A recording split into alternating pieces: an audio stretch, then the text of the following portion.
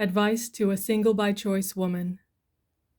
To Sybil Marchmont, concerning her determination to remain single. It is with genuine regret that I learn of your determination to send my nephew out of your life. Wilfred is a royal fellow, as the term is employed by us. He is what a man of royal descent in monarchies rarely proves to be: self-reliant, enterprising, industrious, clean, and with high ideals of woman. 8 years ago I declined a request of his for a loan, and told him my reasons, that I believed loans were an injury to our friends or relatives.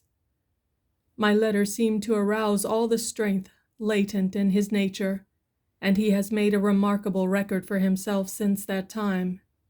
I have known that he was deeply in love with you for the last 2 years, and I had hoped you would listen to his plea. He tells me that you imparted your history to him, and that you say it is your intention to remain single, as you would not like to bring children into the world to suffer from the stigma upon your name. He has shown me your letter, wherein you say, "I am not in fault for having to blush for the sins of my parents, but I would be in fault if my children had to blush for the blemish upon the name of their grandparents. I do not feel I could meet their questioning eyes when they ask me about my parents. I can better bear the loss of the personal happiness of a home and a husband's love." Wilfred is just the man to protect you and keep the world at a distance where it could not affect your life by its comments. He regards your birth in the same light that I do, and would rather transmit your lovely qualities of soul and mind to his descendants than the traits of many proudly born girls who are ready to take him at the first asking. For you must know how popular he is with our sex. I cannot believe you are insensible to his magnetic and lovable qualities, but, as you say, you have been so saddened by the sudden knowledge of your history that it has blunted your emotions in other directions.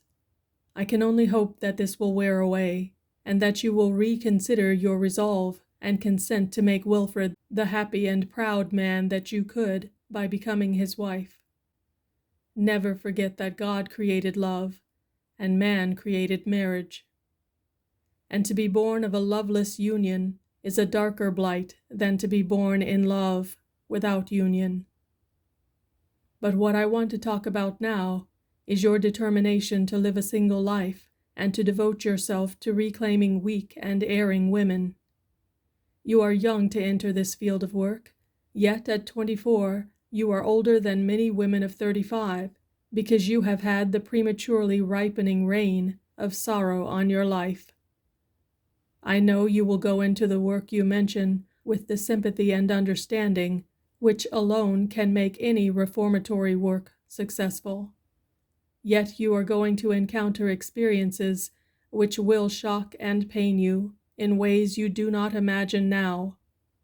You are starting out with the idea of most sympathetic good women, that all erring souls of their own sex fall through betrayal, trust, and broken promises, and misplaced love.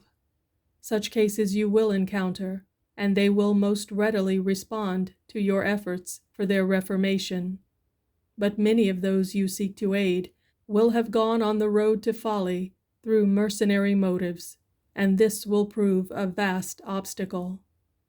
When a woman sells to Mammon under any stress of circumstance that which belongs to Cupid, there is something left out of her nature and character which renders the efforts of the reformers almost useless.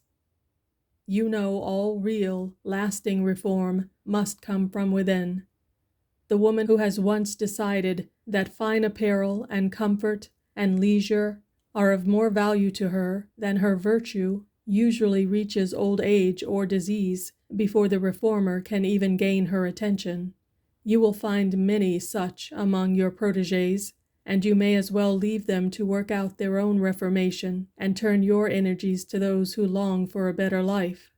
It is that longing which means real reformation.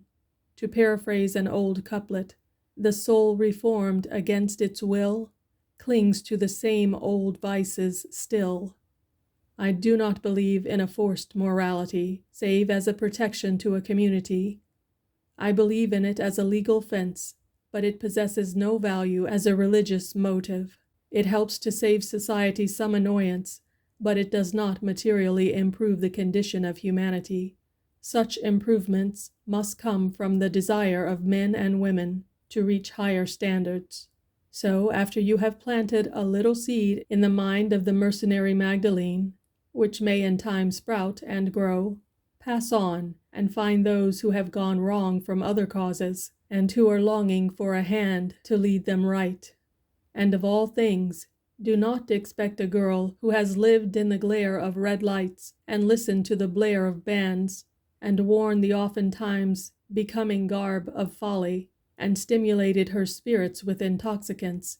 Do not expect her, I say, to suddenly be contented with quiet and solitude, and drudgery, and cheap, unlovely garments, and goodness.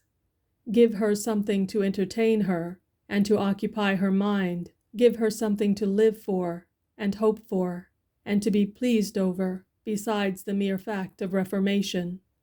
The opium victim, you must remember, cannot at once partake of wholesome food, and be well and happy in the thought that he has given up his drug. Neither can the folly victim. The standards of happiness and contentment, which the moral woman has always found satisfactory, she too often considers sufficient for the sister who has wandered from the path. But they are standards which, once lost, must be gained step by step, painfully and slowly. They are not reached by a bound. As much as possible, keep your reformed sister's mind from dwelling on the past, or from talking of her mistakes and sins. Blot them from her memory by new and interesting plans and occupations. The way to live a new life is to live it. And our thoughts and conversation are important parts of living. Instead of praying aloud to God to forgive our sins, show the God Spirit in yourself by forgiving and forgetting, and helping her to forget. And now a word about yourself.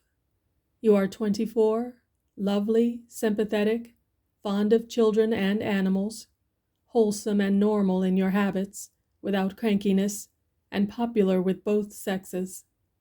While there are many wives and widows possessed of these qualities, there seems to be some handicap to the spinster in the race of life who undertakes to arrive at middle age with all the womanly attributes.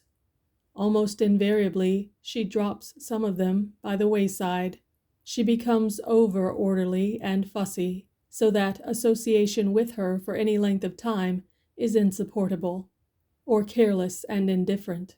Or she may grow inordinately devoted to animal pets, and bitter and critical toward children and married people. She may develop mannish traits, and dress and appear more like a man than a feminine woman. She may ride a hobby to the discomfort of all other equestrians or pedestrians on the earth's highway. She may grow so argumentative and positive that she is intolerant and intolerable. And whichever of these peculiarities are hers, she is quite sure to be wholly unconscious of it, while she is quick to see that of another.